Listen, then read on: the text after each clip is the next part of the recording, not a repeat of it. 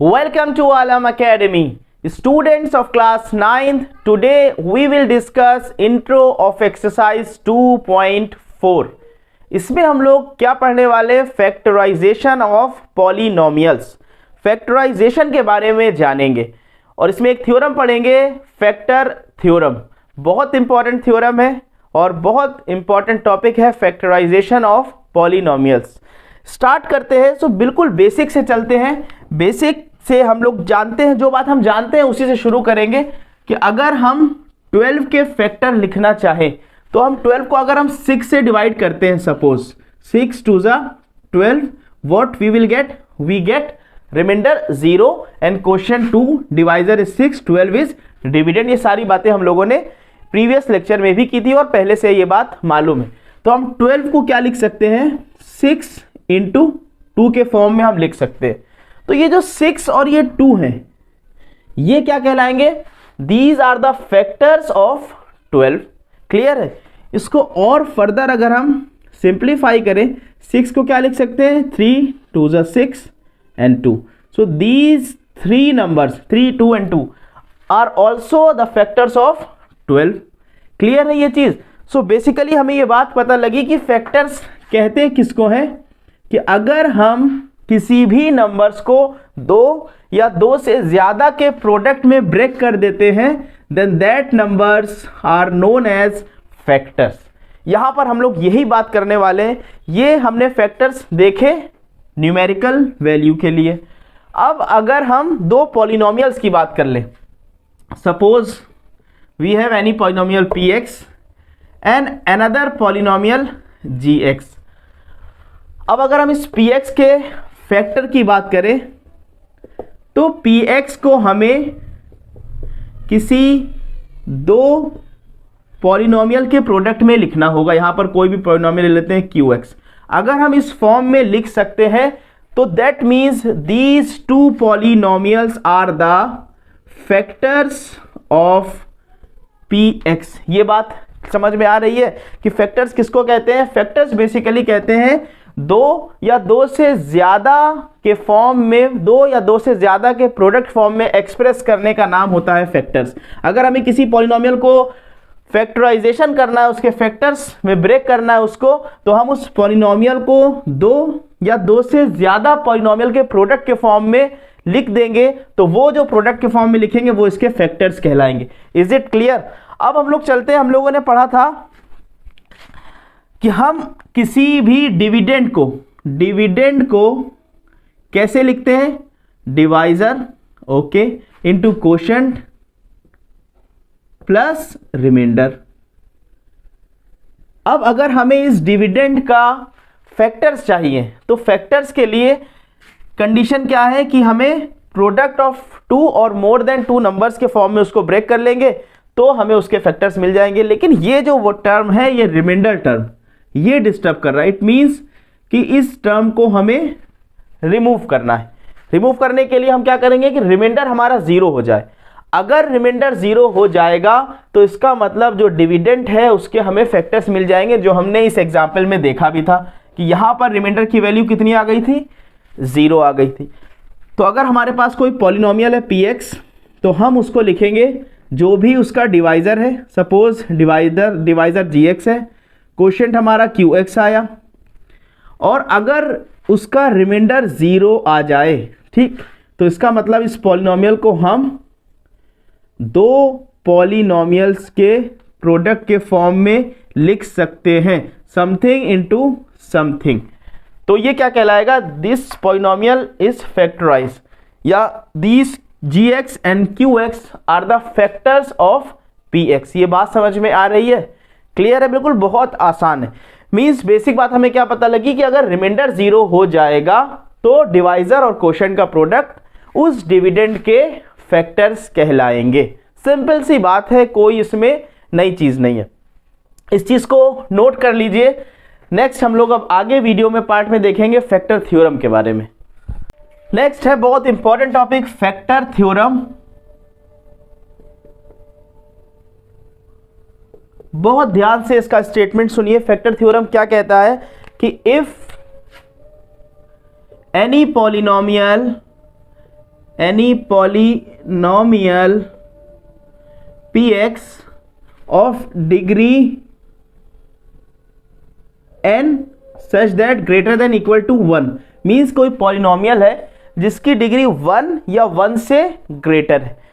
So if any polynomial px of degree n such that n is greater than or equal to 1 and a is any real number, real number. अब यहां पर बहुत important बात ये समझिए. पहला statement क्या कहा जा रहा है कि if any polynomial px of degree n greater than और equal to 1 and a is any real number, then क्या होगा, x minus a is a factor of polynomial px if, कब ऐसा होगा, if p the value of polynomial at a is equal to 0, p of a is 0 हो जाएगा. इसको समझिए अच्छी तरह से. क्या कह रहा है कि कोई पॉलिनोमियल px है जिसकी डिग्री ग्रेटर देन और इक्वल टू 1 है और कोई a हमारा रियल नंबर है, तो x minus a will be the factor of this polynomial px if, कब ऐसा होगा, जब px पॉलिनोमियल की वैल्यू a पर 0 हो जाएगी. बात समझ में आ रही है. इसी चीज को एक और तरह से भी समझाया गया है कि pa is equal to 0, p यानी कि the value of a polynomial at a will be 0 if x minus a is a factor of polynomial px. Clear है ये स्टेटमेंट कि pa की वैल्यू 0 के बराबर होगी, कब, जब x माइनस a फैक्टर होगा पॉलिनोमियल px का. सो अब इस फैक्टर थ्योरम का प्रूफ देख लेते हैं. एक बार स्टेटमेंट और अच्छी तरह से समझ ले. स्टेटमेंट बहुत इंपॉर्टेंट है कि अगर कोई पॉलिनोमियल है जिसकी डिग्री 1 या 1 से बड़ी है, if any polynomial px of degree n such that greater than और equal to 1 and a is any real number, और a हमारा कोई भी रियल नंबर है, तो x माइनस a इस पॉलिनोमियल px का फैक्टर होगा. कब ऐसा होगा, if the value of the polynomial at a is equal to 0. ठीक है, इस बात को फिर से समझते हैं कि अगर pa की वैल्यू 0 है तो x माइनस a px का फैक्टर होगा. क्लियर ये बात. और इसी चीज को सेकेंड पॉइंट के रेस्पेक्ट में समझाया गया है कि अगर x माइनस a फैक्टर होगा पॉलिनोमियल px का, तो pa की वैल्यू 0 के बराबर होगी. इसका प्रूफ देखते हैं. फर्स्ट पार्ट का रिमाइंडर थ्योरम अभी हमने पढ़ा है, तो हम रिमाइंडर थ्योरम से क्या लिख सकते हैं, बाय रिमाइंडर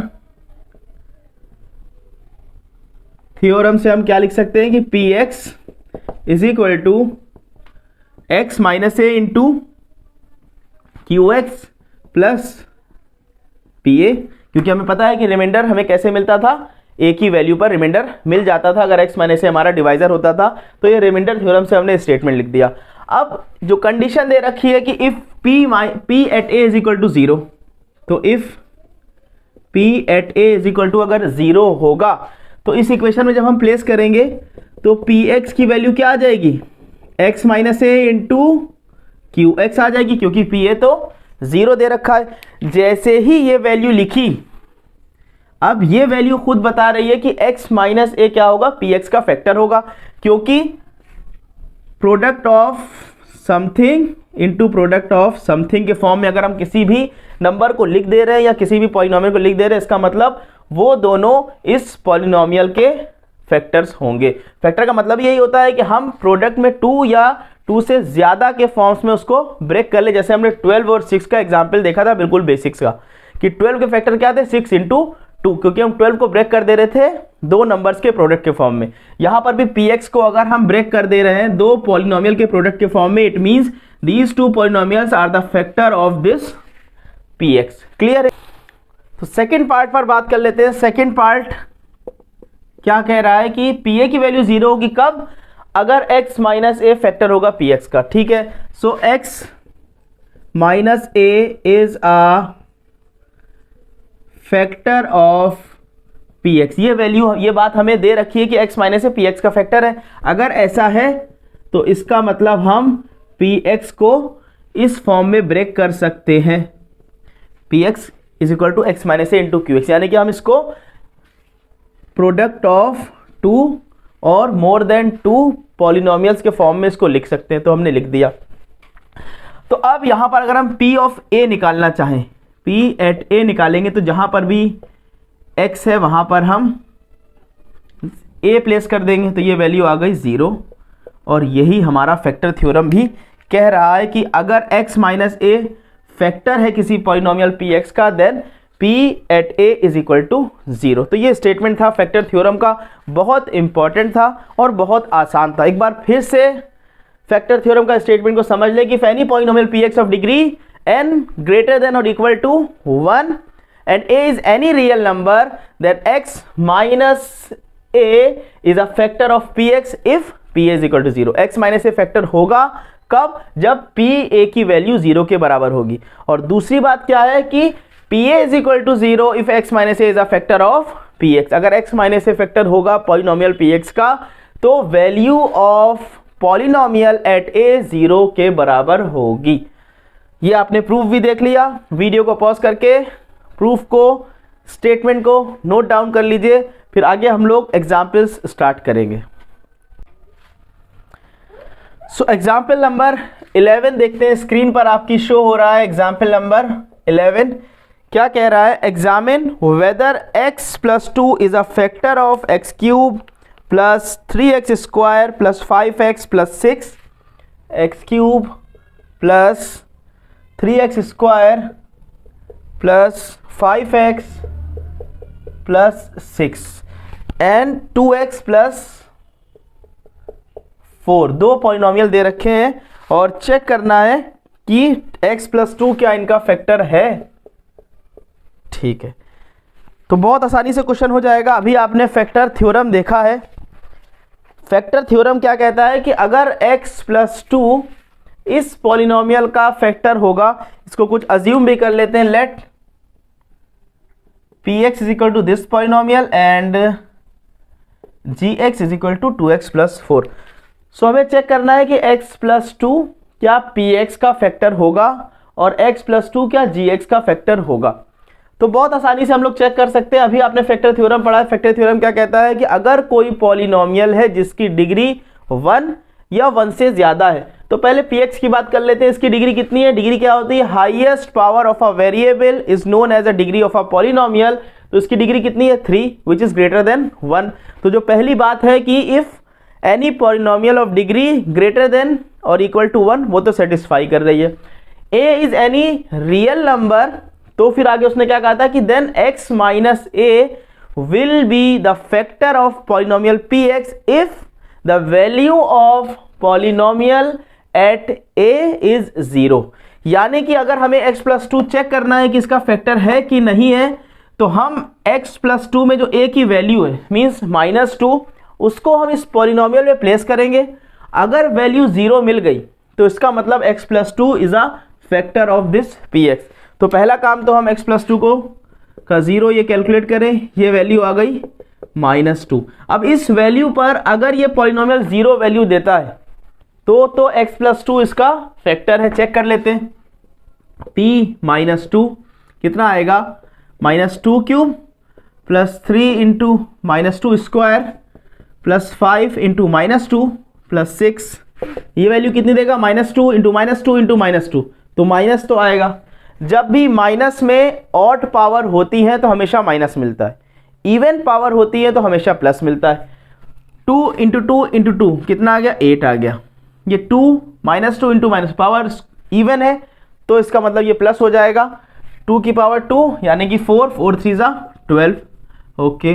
5 2 ज़ा 10 माइनस साइन के साथ प्लस 6, -10 -8 -18 प्लस 12 प्लस 6 प्लस 18, ये वैल्यू आ गई 0। तो इसका मतलब कि x plus 2 is a factor of this polynomial px। तो हम कह सकते हैं कि हेंस